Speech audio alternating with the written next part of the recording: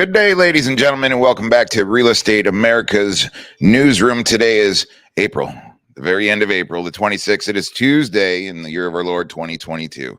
We've got a jam-packed show here today, ladies and gentlemen. Stick around, buckle up. As some of you saw in the show notes, if you were getting ready for this show, we're going to be talking about a lot of high-quality information. But to open up the show with the notes here, property tax increases have arrived across the United States of America, reducing debt-to-income ratios on borrowers and the amount that they possibly qualify for. We're going to review a Housing Wire report, and it says in Spokane, Washington, a mortgage loan officer at a regional bank has seen about 5 borrowers qualify for a mortgage for one amount, only to have that amount slashed a few months later. They were approved in December, he said, but now they've gone from $450,000 down to $325,000. That's a big difference. So how do the increases in our taxes go ahead and affect our purchasing capability in the United States? We're going to go ahead and talk to a few fine gentlemen about that. Mr. Tim Parnell joins back the show. So all of this big buzz, Mr. Elon Musk is back in the news again and again and again and again. But he does it. He gets the approval to purchase Twitter. So how does this affect real estate? So we're going to have some fun conversation about Twitter with Mr. Nick Sakis and Tony Barbarino on how this rolls into the real estate industry. Are we in a housing bubble, ladies and gentlemen? I know it's all on our breath. It's all in our heart. We're hearing one thing from one person, one thing from another. But Realtor.com Economist says that we might already be there. He says, we're not in a housing bubble just yet, but we're skating close to one if the price continues rising at the current pace. George Ratu, manager of economic research at Realtor.com. Some markets will see a correction if mortgage rates continue to rise, in which sales drop and prices are coming to follow. So we're going to go ahead and talk about this. Are we in a housing bubble, and what the rest of our hosts think about how to find a home to purchase in a competitive real estate market. Ladies and gentlemen, we've got a report coming out of Tennessee or North Carolina, one of those two, where there was 50 to 100 folks lined up at the door for an open house. We're going to talk about how to be competitive if you're actually purchasing in this marketplace, and how inflation and oil prices are actually affecting the housing market. What's going on? We've got oil prices up, inflation up, goods up. What's going on, and how does that relate to the housing market? These are all of the things that we're going to talk about today, ladies and gentlemen, so stick around. But I'm going to bring in my illustrious co-host, Mr. Nick Sakis. Hello, Nick. We've got a lot to talk about today. How are you doing? I like illustrious. That's good. Yeah, well, I'll take that. Room for improvement, as always. Yeah. We always have room for improvement. Yeah. I have a public service announcement for the folks on a little bit of a scary side. Has to do with real estate in terms of things in your garage that might be dangerous. I have a toolbox in my garage, and my 2-year-old son, as we were packing groceries in the garage refrigerator, decided to start opening up the drawers of this 48-inch long toolbox, and it decided to topple on top of him. So fortunately, there was a bunch of stuff on the ground that blocked the fall, and it didn't actually fall on him. But if you have small children, we all hear about securing the dressers and TVs on the wall and stuff like that. Don't necessarily think about the garage toolbox, keeping it locked, but just a little tip. Maybe it might help somebody else as well. Safety tips are always important. That's fantastic. Yeah, that's a scary moment right there, especially for the little guys. Yeah, for sure. Hey, ladies and gentlemen, if you're listening to us now, we're streaming live on the reunation.com. If you've never heard of reunation.com, go over and check it out. There's a lot of awesome show hosts over there. The whole Real Estate Uncensored crew, and a lot more people are getting ready to join the teams here on the reunation.com. But we hear from the Real Estate America's newsroom. We want to hear from you, and we kick out show notes after the show to everybody. So all of the things that we talk about are coming to you, so you can deep dive and put these things in your mind. So make sure you get over to reunation.com. Check us out at our Real Estate America's newsroom page and enter your information to go ahead and get show notes and hot insider news. Also, if you would like to be on the show, or you have any hot insider news yourself you'd like to share with us, please leave us a message. We love to respond and interact with our folks. We got a lot of people signing up, and we want to get some guests. Yeah, absolutely. Nick, property taxes are increasing. I saw an April 1st report saying, hey, you know what? The current mortgage lenders and brokers and everybody else, they have to use what's existing. So I think all of this is starting to catch up, and it's going to throw off. It's going to throw everybody off here. What are your take on it? Yeah, I mean, I think it'll be interesting. Like, you hold back escrow for the close, right? What's going to happen the following year? That's almost, we talked about adjustable rate mortgages and having your payment change in 5 years. Well, what happens when the payment changes in a year, right? Significantly or more significantly than you thought. Yeah, it's really interesting. Uncharted waters. I tell you what, why don't we bring in Mr. Tim Parnell and Chris Manka to go ahead and join the show with us? I'd love to go ahead and get their thoughts on it. These guys are hot right in the middle of the trenches dealing with this as we speak. So hello, Mr. Tim Parnell. Christopher, thank you for joining us here on the newsroom today.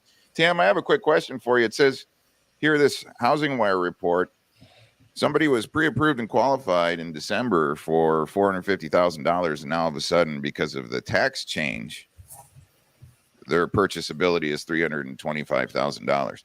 However, so we're dealing with this. Let's say I can go ahead and get locked into a mortgage right now, and that typically has our principal, interest, taxes, and insurance that they're escrowing, especially the taxes, every 30 days. Now, what happens at the end of the year when I come into a situation where I have an off balance? Break this down for us. What does this all mean? Well, I mean, the squeeze is real. The people are getting qualified on fixed income, and that income is getting squeezed by this taxing. And so if you think about it, like even in Texas, like people will look on Zillow and they'll go, oh, I can afford this house because Zillow only shows them the without the taxes and interest, right? They show them that payment. When I get a call from someone out of California, New York, wherever, and they're going, no, I can afford this house, Zillow says, well, here's the problem. It's not including the taxes and insurance. And that was even last year. And now that is going up because we've got these home prices that are going up, $40,000, $50,000 in a year. And so, yeah, those taxes are hit. I'm getting a lot of my past buyers hitting me up right now going, what do I do? What do I do? How do I challenge this?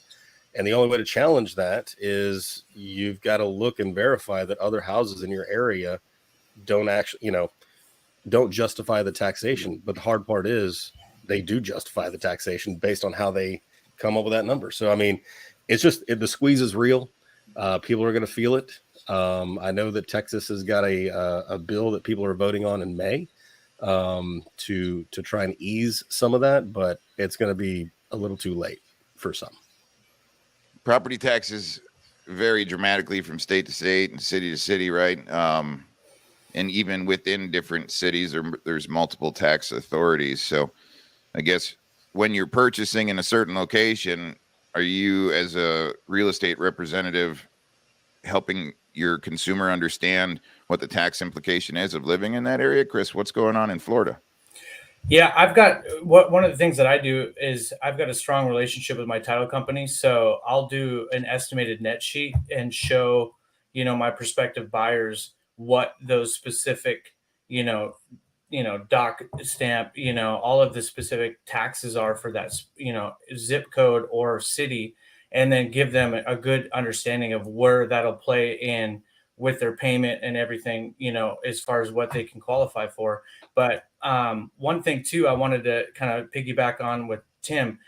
One thing to, after they reassess your property after a year, what I've noticed is there's a lot of mistakes on how they actually file it and deed it with the county. If it's, when I go and, I've just sold a couple houses that are fairly new, and you go and you verify it with the county, and it could be a 5-bedroom home with the county, but it might be a 3-bedroom home.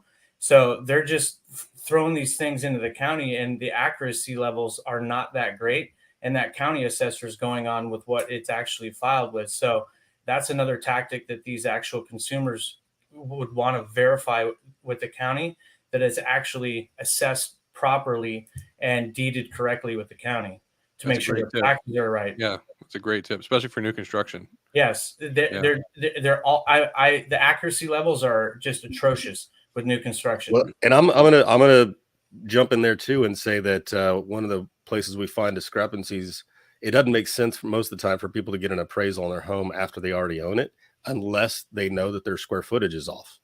If they're paying more for square footage taxes, right, and they can reduce $100 at 100 square foot at $200 per square foot, that helps. It's just a little bit. That appraisal would take care of itself, having verified that square footage. Nick, Tampa's the hottest market in the United States of America, and you are smack dab in the middle of it with your team. So this has to be playing a factor. What are your thoughts on it? Yeah, 100%. But it's, yeah, as an agent, like, people don't necessarily think about that. Like Tim and Chris said, you go on Zillow and it's like, oh, I can afford this. So people look and they check, oh, I'm renting a house for this much now, or I'm renting an apartment for this much. And Zillow says, I can own a house even cheaper. And then they call you, and then you're the bearer of bad news. Your mortgage broker is like, hey, once we break all this down, and hey, there might be some HOA docs in there, there might be some CDD fees, there might be, these taxes that are increasing. I think it's always good to have that conversation so that, like Chris said, have that net sheet so that they know. But, we're like in a 3-county area, and there's definitely a significant difference between our 3 counties. Where I live in Pinellas County is one of the highest as far as taxes are concerned. So, again, being that representative in your market and having that expertise and those conversations with your people really helps out for you to stand out as an agent in your marketplace when you're having educated conversations with people. If they're talking to 2 or 3 or 4 agents and you bring something like that up, they're going to go, oh, then I need to probably stay with Chris because he really has my best interest in mind. Gentlemen, listen to this. According to this housingwire.com report, and ladies and gentlemen, we'll send this out to you if you come over and enter your information on our show page here at RU Nation. You'll get this. But according to Adam, which is a real estate data firm, ladies and gentlemen, assessments won't catch up to the increases for some time, says Rick Sarja, Executive Vice President of Market Intelligence for Real Estate Data at Adam. But the increases are already in progress. There have been large increases in areas that saw large home price increases and recently updated tax assessments, which most of this came out on April 1st here in the United States in a lot of these different marketplaces. So this just happened 2-3 weeks back. But here's a shocking tax increase assessment report. The average property tax bill in Tennessee, which has one of the lowest tax rates in the country, saw a 30% increase in average property taxes paid on single-family homes last year. 30%, ladies and gentlemen, 30%. Average property tax bills in Milwaukee, Wisconsin increased 19%. And residents of Baltimore saw their tax bills rise 12%. Uncle Sam's making up for the phantom crypto losses I think they're getting right now. Yeah. Yeah. Anybody that's watching the show, ask us some questions. Throw in your comments below. Do you like paying extra property taxes? So all of this inflation, all of this increase in crazy uncontrollable prices and massive inflation and appreciation, we're all paying for it, right? With taxes. Do you like paying for taxes? Let us know in the comments below. But gentlemen, so if I go ahead and get approved for a mortgage today and I close escrow, let's say in 30 days, everything's locked in, I'm having a standard monthly mortgage payment that I'm expecting, right? I'm making the same amount of money at my job. I have the same amount of debt to income ratios. I haven't tapped into any of my emergency reserves for anything crazy. I'm just a stable household, right? Paying my monthly mortgage payment, which has principal, interest, taxes, and insurance. So I'm expecting, let's just say, to make a $2,500 a month payment. But when these taxes lock in my area, what happens at the end of the year with escrow? Gentlemen, tell me about that. Who wants to break it down for me? So in escrow, your escrow is estimated if your taxes are wrapped up in there. And so it's estimated based on last year's taxes. So yeah, if you get to the end of the next year and the new taxation, if your house goes up, then either your escrow is shorted and you have to come up with a difference depending on the discrepancy, or it's increased for the next year. What it really translates to is more payment out of your pocket for that same house.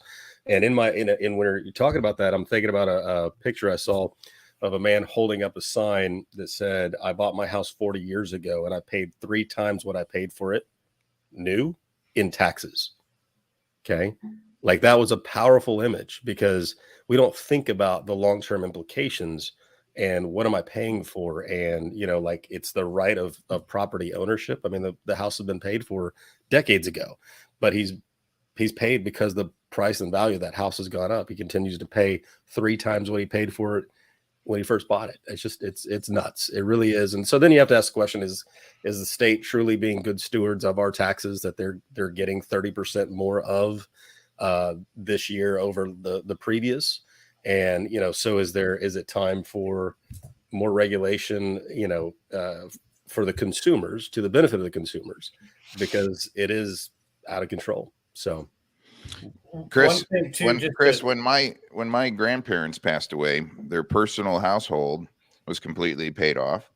And I know the heirs to the estate were looking and shocked at the actual annual tax bill that was getting paid. And it was, at the time, the taxes that were due, the rents that were capable in that area at the time almost couldn't even cover the taxes on what was necessary to go ahead and live in that home. What are your thoughts?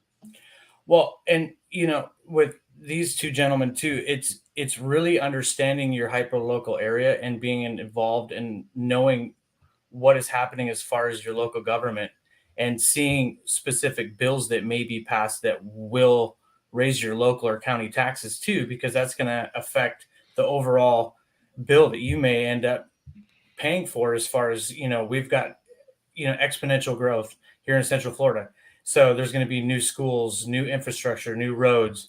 So county by county, Orange County is 2 points higher than Lake County. So when people are really concerned about house prices or county taxes, I'm going to steer them over to Lake County, because they are going to get a little bit cheaper of a tax bill over in Lake County than Orange County.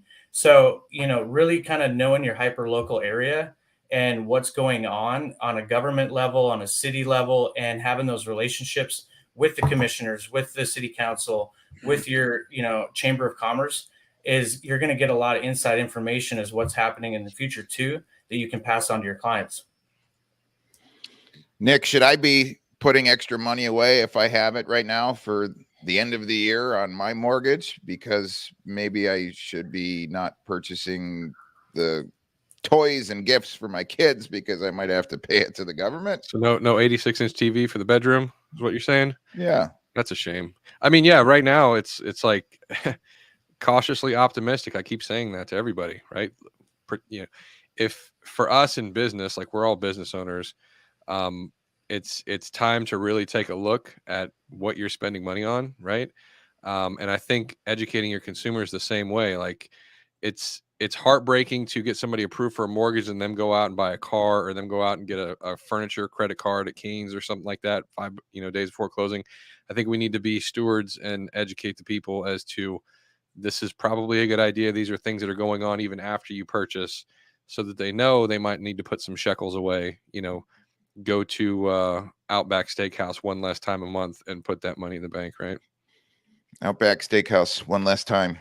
I did see a report a couple of days ago that a lot of the restaurateurs across the U.S. are starting to see a slowing in consumers at their stores, from gelato shops to restaurants and different things. And they're concerned because of the high inflation, gas prices, and everything else that we're all dealing with, that it's going to be a tough rest of the year. So it'll be interesting to go ahead and see what happened. Ladies and gentlemen, Elon Musk is back in the news. He did it again. Who's this guy? I think everybody knows. But Twitter's board accepted his offer. So what does this mean, and what's going on in real estate? We've got a news clip here from Fox that kind of breaks it down a little bit for us. Now to some news. Yeah, and apparently it has happened. We know that a couple of weeks ago, Elon Musk put in an offer of almost $44 billion to buy Twitter, and apparently we're hearing it is now a done deal. That Twitter's board, after much consideration, has decided that they're going to take his offer. The last we heard, it was around $54 a share, but because, as Sandra pointed out earlier, the share price was rising, Musk might have had to kick in another $1 billion or so. But it looks like Twitter is going to be transitioning from a public company to a privately held company now, with Elon Musk at its head. And Sandra, everybody's wondering what this is going to mean. And apparently a lot of liberals have been almost losing their minds over this idea. This is a done deal. The press release is official. officially out. Elon Musk to acquire Twitter. The deal, $54.20 a share, $54.20 a share. The news. All right, gentlemen. Elon Musk is the sole owner of Twitter. So Twitter's been around for a long time. Since the early 2000s, we saw a lot of folks in the news using Twitter, tweeting about. A lot of our political leaders are sharing their information. But business has gotten in there. It's been a good way to kind of accentuate your brand and tell people about who you are, what you do. Great social platform has been historically to go ahead and communicate with folks that are inside of your tribe. But how does this pertain to real estate? And Nick, one of the things I wanted to ask you, I know you're a huge marketer in the real estate industry, and Twitter has been a huge thing. We saw some changes here over the last couple of years, and I think a lot of that had to do with the election and some of our political leaders getting removed or censored on some of these different platforms. Obviously, this is mainstream news. This is what we're all dealing with as Americans right now. This is happening. But I've seen a large step away from a lot of people on that platform.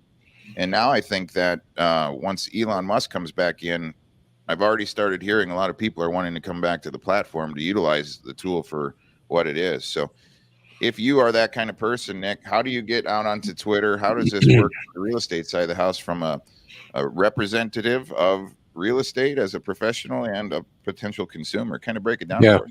I think first things first, right? It is kind of a perfect storm. I think Twitter got a resurgence here in the past 3 to 4 years with the rise of cryptocurrency, because it turned into crypto Twitter. So a lot of millennials that kind of abandoned Twitter came back in full force just based on the cryptocurrency news and the stuff that was going on there. So it was already kind of peaking, people coming back. And then now this Elon Musk news is really, really big. The thing to pay attention about, you might have read this headline as an agent and gone like, okay, who cares? Like, it's cool. Maybe I'll sign up for Twitter again and get back on the platform because I like what he's doing. But if you think in terms of a marketer, right, anywhere attention goes, money follows. So if you're heavy right now, probably the most complementary platform as far as searchability is Instagram. So if you're an agent right now and you are heavy on Instagram and you know how to work hashtags on Instagram and get into group chats with people and put in your 2 cents, do local searches, all that is going to be the same relevancy on Twitter. And there's going to be a lot more people on Twitter the same way that they are on Instagram, talking about their neighborhoods, talking about their houses.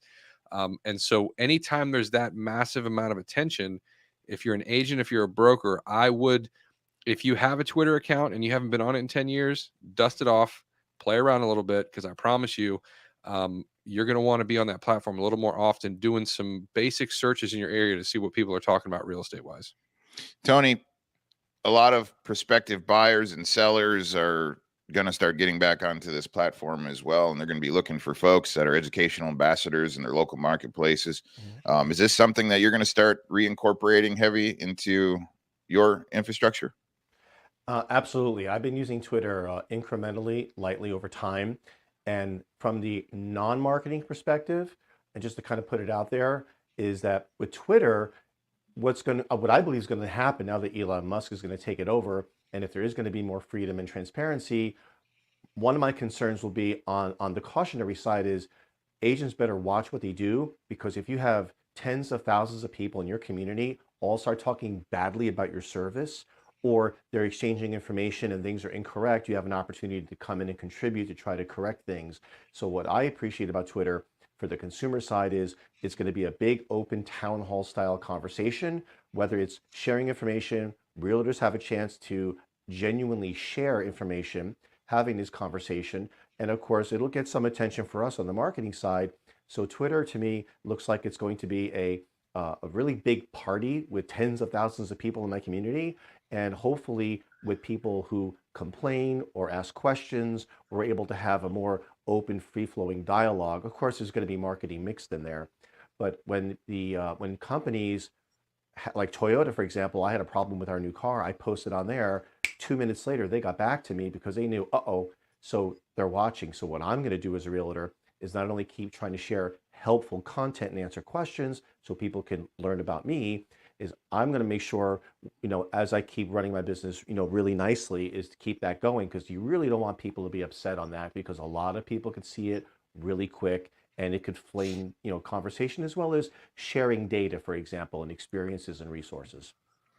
Nick, break it down for people that have never used Twitter before. Like, what is this platform, real quick?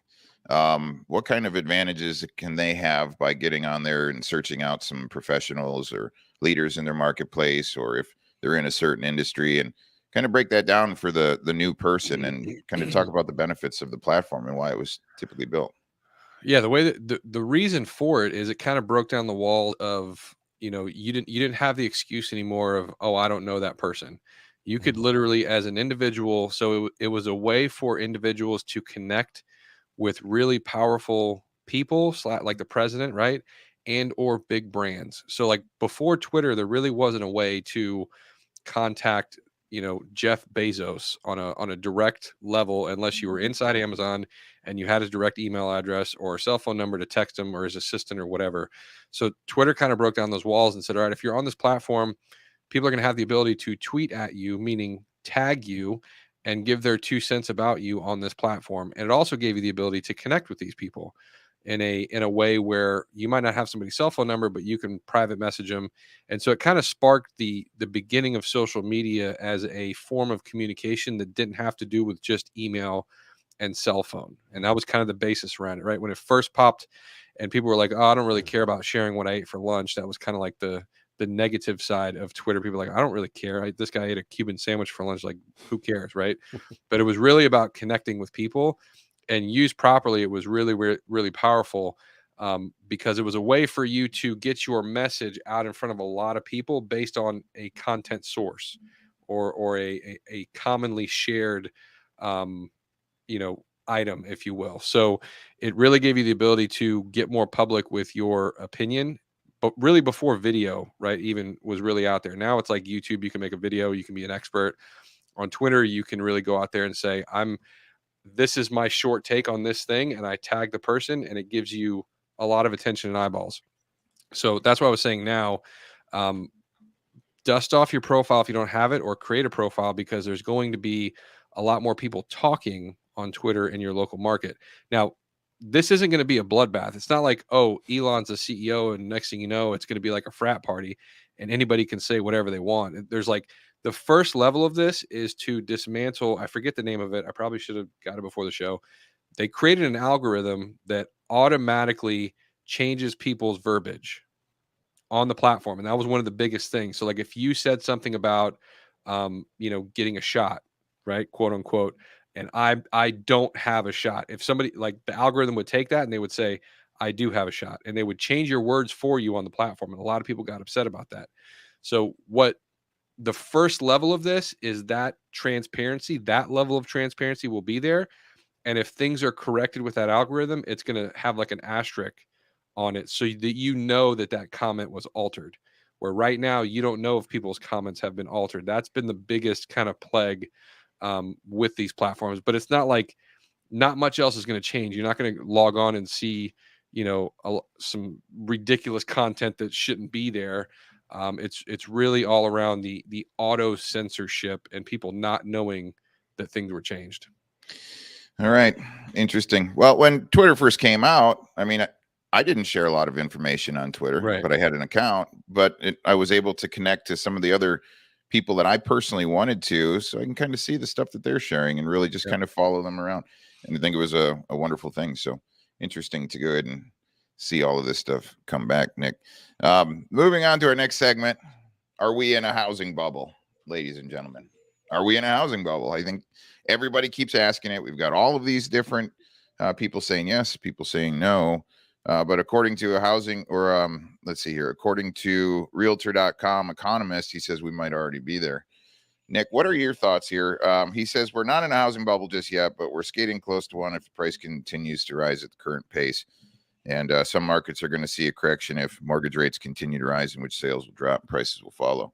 A lot of fast rising home prices, out of control bidding wars, investors flooding the marketplaces. What's this thing? Yeah. What are people thinking about? There's two things that are coming into play now. We talked about the pandemic before, and people working from home and the remote job scenario where you could live wherever you wanted to. So it made a lot of sense if you were in a affluent area and you didn't need to be at an office every day, that you could move to a state, cash out where you are. I think, Tim, what did you call it? The transitory migration bubble or migration bubble, right? So what's happening now is these employers are starting to make people come back to work, and that's coming back full force. So now you have that playing into effect where people don't have as much freedom to move from state to state. And then you have just overall inflation and affordability in that certain specific area. So yeah, there might not be a lot of houses for sale, which people say like that's the first indication of over inventory. But if people can't afford it and they have to stay where they're at because of their job, what's going to happen? Like, so. Tim, break this down for us. There's always a cause and effect of everything in life, right? The Fed has increased the interest rates, affordability. We're seeing taxes obviously go up from segment number one. That's all factored into these debt to income ratios. We're paying a high amount at the gas pumps. We're paying more for our food. I mean, so at some point, what's going to happen? If we go ahead and actually even think about consumers and their thoughts on maybe I should or shouldn't purchase that item, maybe I should or shouldn't go to that restaurant and come back. Now it's affecting local and small business and medium and large business, right? All across the United States of America. I think that employers, if they're seeing a turn down in purchasing, they're going to have to reevaluate their workforce, their overhead, possibly lay off people, jobs. These are all things that we've been through historically, but it's brewing here. So break it down for us. What are your thoughts? Are we in an inadvertent housing bubble? Is it to a local market or is it a national type thing? Oh, I think we are in a national, even global financial bubble. I think we are in and I've heard the term being used, everything bubble. So yes, real estate is wrapped up into that as well. People are, in the business that I'm in with helping people figure out how to protect their wealth from an incoming collapse. They're also looking to try and figure out, can they protect their equity? And, but at the same time, they're trying to do that, as we keep coming back to fixed income. When everything rises to the degree that you are 30, 40, 50% in the negative because of your fixed income, and you are taking out credit cards to cover the difference of what you can't make up, all of that has a domino effect, and there's no relief in sight right now. Okay. So as it's projecting, it looks like it's only going to get worse. And I've said a few episodes ago that we're going to have a record year. We're not done breaking records, and this isn't in a good way. There's a lot more pain to come, unfortunately.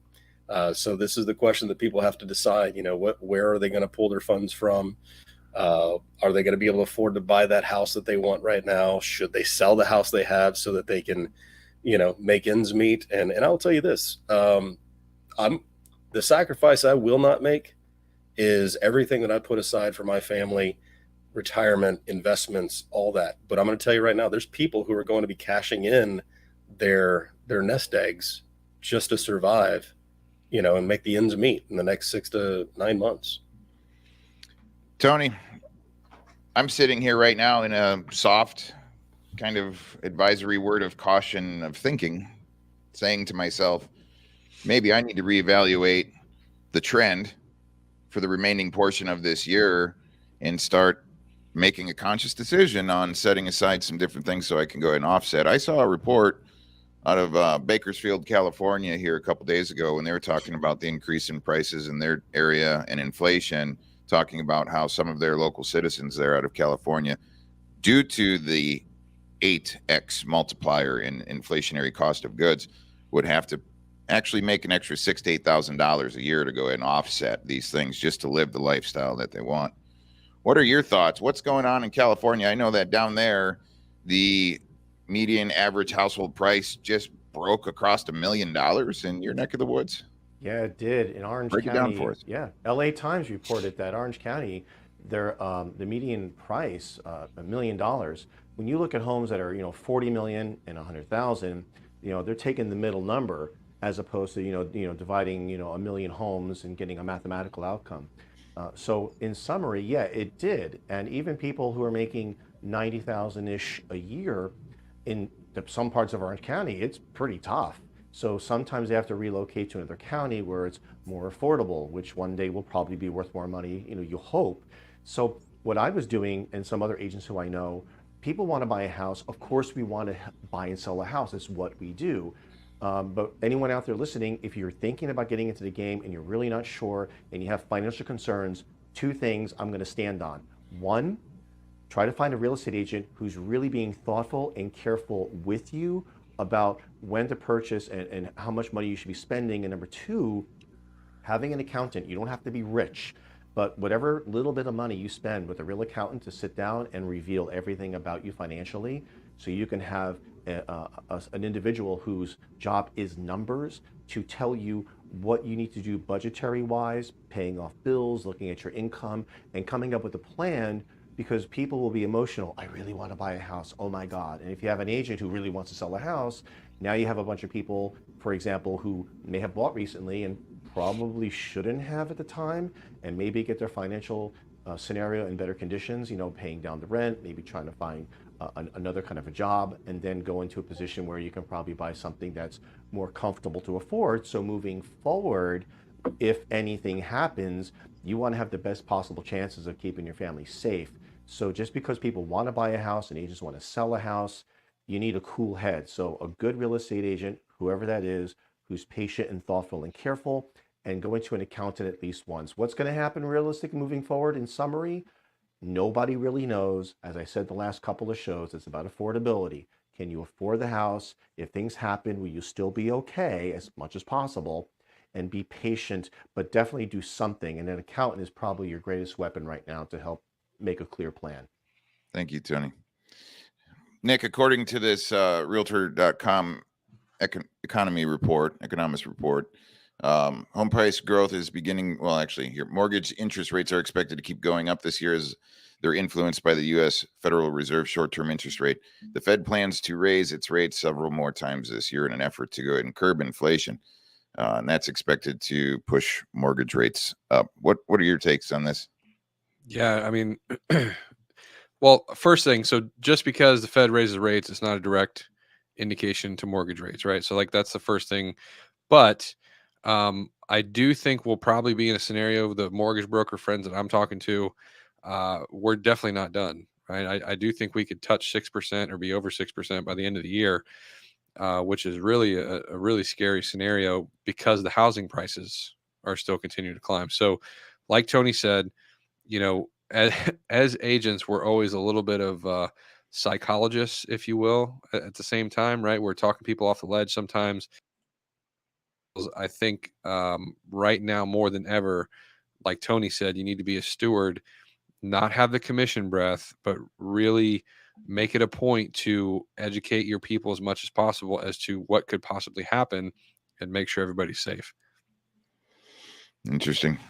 And maybe time to get a side hustle, right? Absolutely. Ladies and gentlemen, all interesting things. I think we all should just go ahead and keep a close eye on what's happening. So if you're in the market to go ahead and purchase, it's extremely competitive out there. We've seen it nonstop, right? This increase in interest rates have started a feeding frenzy of homes because people are in a position where they might have a fear of missing out. Obviously, they're hearing that interest rates might rise because we're trying to go ahead and curb inflation and inventory is low. We have shortages all over the place. But it's really crazy out there, ladies and gentlemen. So how to find a home to purchase in a competitive real estate market? We're going to go ahead and spin this with some of our team here. But beforehand, this is what's happening in the United States of America in some places. Watch this open house video.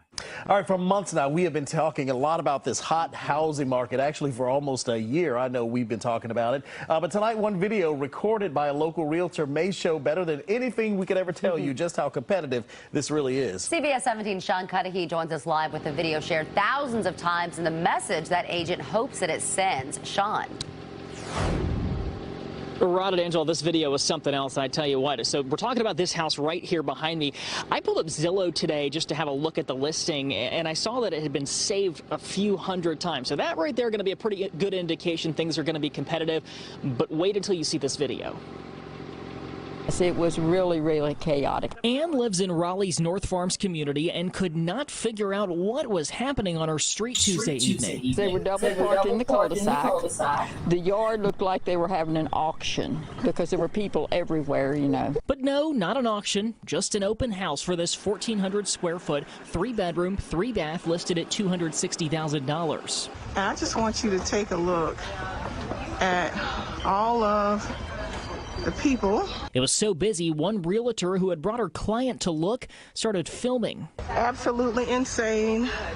The line goes all the way in the back. The realtor behind the camera, People were frantic. Monique Edwards. They just wanted to make sure there was no holes in the walls, ran upstairs, and then said, okay, I want to put in an offer. While certainly that video is jarring to see, realtors tell us something they see happen all the time these days. I wasn't surprised at all. Edwards hopes this shows When we say that there is a housing crisis, we really, really mean it. a crisis for housing under $500,000. They have jobs, they have families, they've got a good income, but that middle housing is where our supply is really, really horrible. When you realized it was just an open house, what'd you think? I just went home and thought about selling my house. All right. Did anybody get that lady's name in North Carolina that was thinking about selling her house at the end? She says, I'm going to go sell my house. It was a block party down there, Mr. Nick Sakis. So obviously there's competition. I've never seen this kind of a thing before in all of my years, where I just haven't seen it. So, gentlemen, let's break this down for everybody. If you're possibly buying, if you're selling a home, if you're a real estate professional that's watching us, what are some of the things that we can do to go ahead and be competitive, set ourselves up for success, so that we're not running around inside these homes and dealing with this kind of stuff? Chris, what do you do to represent your folks relationship-wise and really getting out into the marketplace to set yourself apart? Man, where do I even start? We could do a 5-hour episode on this. Yep. I've been blessed with an incredible amount of success, but first off, what I like to do is you really want to know your client and almost pre-approve them before they get pre-approved. So you really understand the strength of your buyer so that you can represent them when you do put forth that offer. And that's going to set you apart just a little bit. So then when you start building that relationship with that listing agent, you can show them the strength to get to close. Because ultimately what that listing agent wants is to get to the closing table, because they don't want to fall out for any reason and have to re-spend the money for listing, marketing, and so on and so forth, and the stress for those sellers. There's this thing, everybody's heard it, highest and best by Sunday at 5. Well, what does highest and best mean? Well, highest doesn't necessarily mean the best in dollar value. The strength of the team that you have that's supporting your offer for your client is going to be a very big factor in consideration to the number that you're also supporting it with. I've beat out full cash offers with conventional loans when I go and build that relationship with the listing agent. And I also have my lender following up with that listing agent, showing them the strength of my buyer, showing them that they have the proof of funds, showing them that it's going to be an easy closing. And the whole 30 days that when we're married for this whole, escrow period and closing period, that it's going to be a smooth transition. Just this last weekend, we came up with a situation where the seller ended up having to buy a home out of state. And, as per the contract, we were going to give the rest of the down payment at the closing table. Well, they weren't able to buy the home because they needed that down payment like yesterday. Well, easy enough. We were able to do it, and we, wired the money early. And it's those types of things. And that listing agent, he knew he could come to me, and we had that relationship already. And he knew that from the very beginning of when we won that offer and went under contract. It's a whole package deal. It's not just sending an email for your client and that, hey, these are that letter that everybody tells you to send and showing a couple of pictures of your kids. It's way, way bigger than that nowadays. You've got to, do the guerrilla type stuff and really build the whole package. That makes perfect sense to me, Nick. relationships are so important in real estate, and to have a representative for me as a seller or a buyer to go ahead and have good relationships on each side of this transaction. Because to be honest with you, I don't want to go ahead and, how do you even sort through the noise? There's so much stuff going on out there, Nick, with like these new programs of do it yourself, and you don't need representation. And it always comes back. Every single home that I've ever purchased or sold, I've prided myself in finding somebody and that was going to represent me and clearly work that relationship side. How important is that in a competitive market, Nick? Relationships are everything. I do have a pro tip. So we talk about relationships and thinking about the other side, right? And Chris is spot on. A lot of times it's about the price, but you can negotiate sometimes with, money down, maybe more money down in escrow, maybe a delayed closing. There's always extenuating circumstances. But a pro tip for you right now as a buyer's agent, okay, you're all you can consume and think about, like, oh my God, I've shown these people 40 houses, I've submitted 57 offers, nothing's hit, you're burnout, you're tired, you're like, please just accept this one. I want you to take your buyer's hat off and think about the perspective from a listing agent. Right now, it's the best time ever to be a listing agent. And it's also the worst time ever to be a listing agent. Because if you're not a listing agent and you've never had to sift through 50, 60, 70, 80 offers and present all of that paperwork to a seller, it is a ton of work. So a pro tip, if you want to get your offer seen, you need to be the most organized. You need to make sure that you're filling out the contract completely in its entirety. And you also need to make sure that you are attaching what we would call a one-pager. If you can send a contract to an agent along with a one-pager of the exact highlights of everything and or pluses and minuses on each subject line of where you're willing to negotiate on top of what you've already sent, that makes the listing agent's life so much easier, and they see that you're organized. And I promise you, you will be in the top of that list just by having the organization in place, because that listing agent's going to appreciate it and they're going to know that you're and be right on time. So I know it's hard because we're filling out tons and tons of offers, but the organization of everything, if you're submitting an offer and you're leaving blanks, not on purpose, right? And you're not filling out completely, like a listing agent is literally tossing your paper. You're going down to the bottom of the stack and they're going to say to the homeowner, here's an offer, but they didn't even fill out the paperwork. We got 25 behind it, kick it to the curb. So be as organized as you possibly can. Outstanding. To piggyback on that with Nick too, and showing that listing agent which parts of the contract and highlight where you're able to negotiate, on the inspection clauses, on, the earnest money deposit, on the down payment, and then also have multiple, if you've got a strong buyer, show that the listing agent from your lender different forms that they can get financing from, put the whole package together and send it, and then highlight everything in that one pager, but then also show them where you're able to negotiate and be flexible. Every transaction is completely different, and show them that you're willing to negotiate on every level.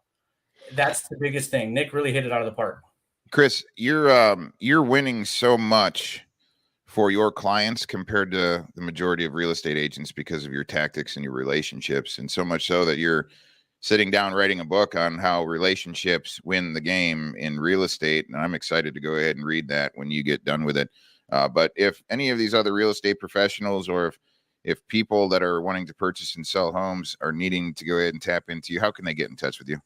Yeah, shoot me an email at cmanka@chrismanka.com, or you can text or call me at 707-685-6254. I'm on Facebook, Chris Manka, Instagram, Chris Manka. Or, Real Estate American News. You can find me pretty much all over the interwebs. Thank you, Christopher. Ladies and gentlemen, I highly urge you to get in touch with Chris. He definitely is winning more than most. And like I said, he's beating out cash offers with conventional offers based upon relationships. So it's about getting to the goal line. So if you need any advice or tips, get in touch with him. He's a true professional. All right, to the last segment, to the final breakdown, ladies and gentlemen. Inflation. How inflation and oil prices are affecting the housing market. We're going to roundtable this with everybody here. But let's just take a quick look at what this 4-decade high of inflation is that we're all dealing with. We've got a special report. Russian invasion of Ukraine is contributing to soaring gas, food, and shelter prices. Inflation is the highest we've seen in 4 decades. Local 3's Elise Zwick is standing by in the studio with how the housing and construction market is feeling the impact here. Elise. Cindy, I spoke with Doug Fisher, the executive officer of the Home Builders Association of Greater Chattanooga, and he says just when home construction was starting to see a light at the end of the tunnel after the shipping backlogs from 2020, now inflation is expected to slow progress right back down. Here we are again, and I think we're going to just experience it all over again. Doug Fisher, the executive officer of the Home Builders Association of Greater Chattanooga, says petroleum is used in more construction products than people think.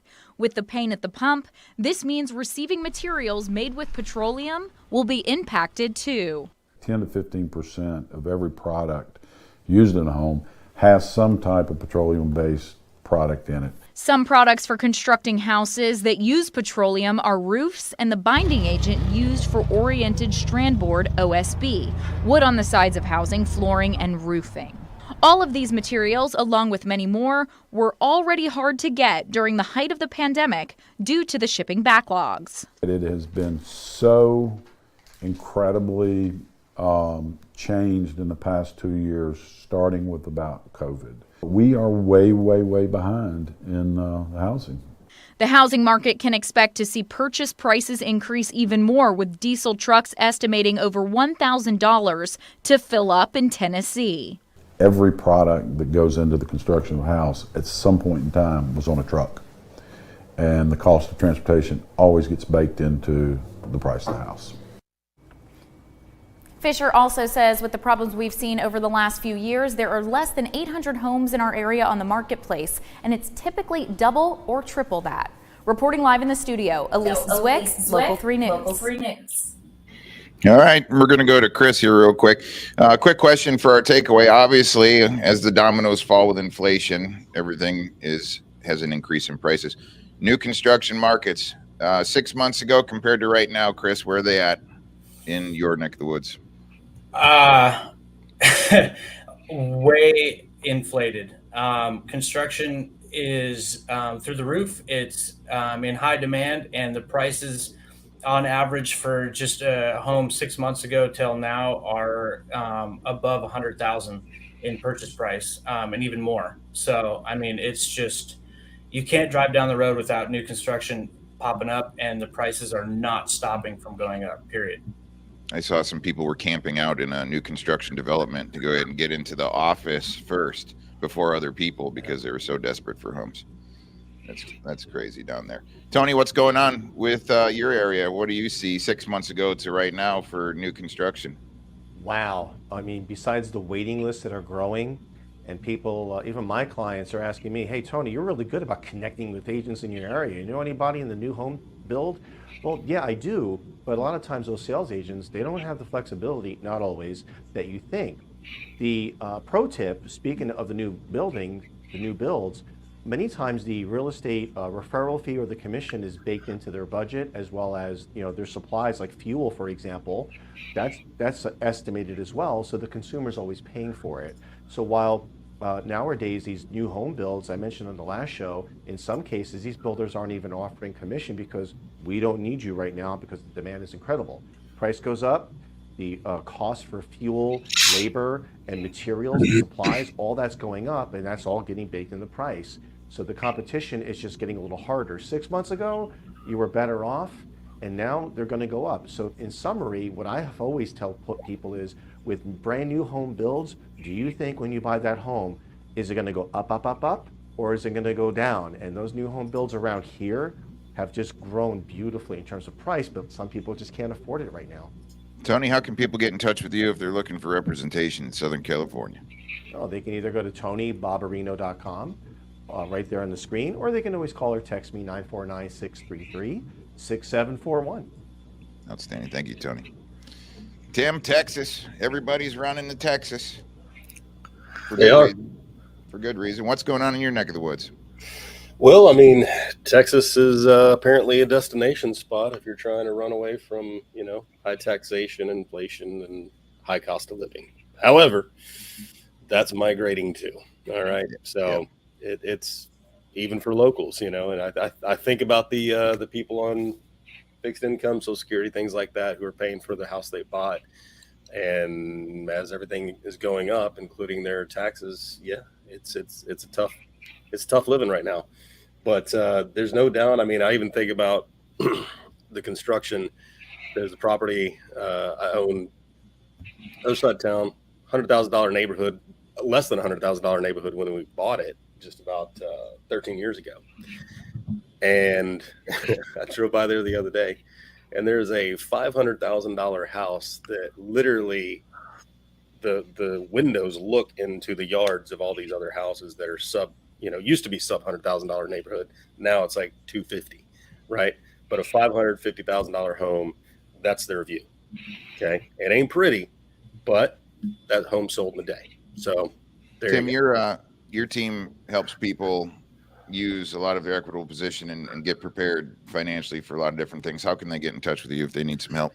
Yep, best way to do that is through our encrypted email account. We use Proton Mail, so you can reach out to patriotwealthnation@protonmail.com and just fire an email at me, and we can take it from there. Outstanding. Thank you, Tim. Nick, it's a lot of information to go ahead and pack into a 1-hour program. I wish we had a little bit more time, but we don't. We're about 3 minutes away from closing her down. What are your high-level takeaways here, Nick, on the show? Takeaway is to be as transparent as possible with your people.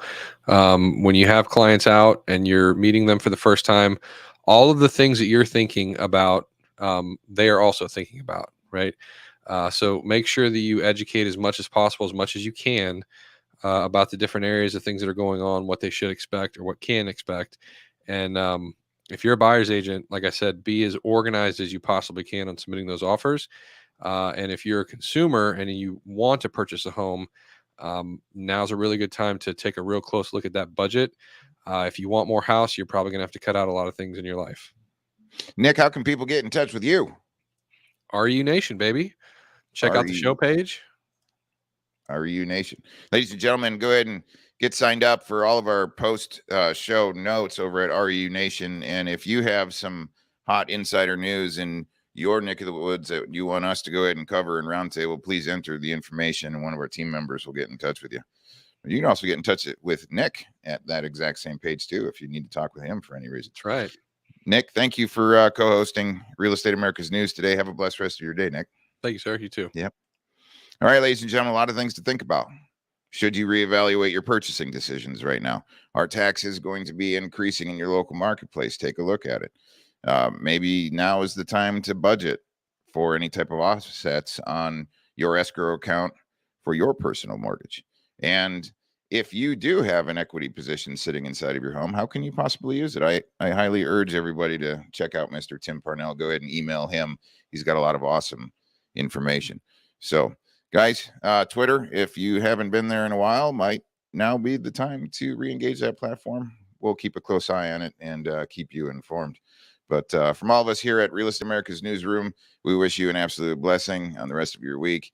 And we look forward to seeing each and every single one of you guys next Thursday at high noon Eastern, 9 o'clock Pacific. We couldn't do the show without you, ladies and gentlemen. We highly urge and ask you to go ahead and travel over to our YouTube pages and like and subscribe and shoot us some likes here on Facebook. It really helps the algorithm grow and helps us get more exposure to more folks with all of our information. Have a blessed rest of your day until we see you next time.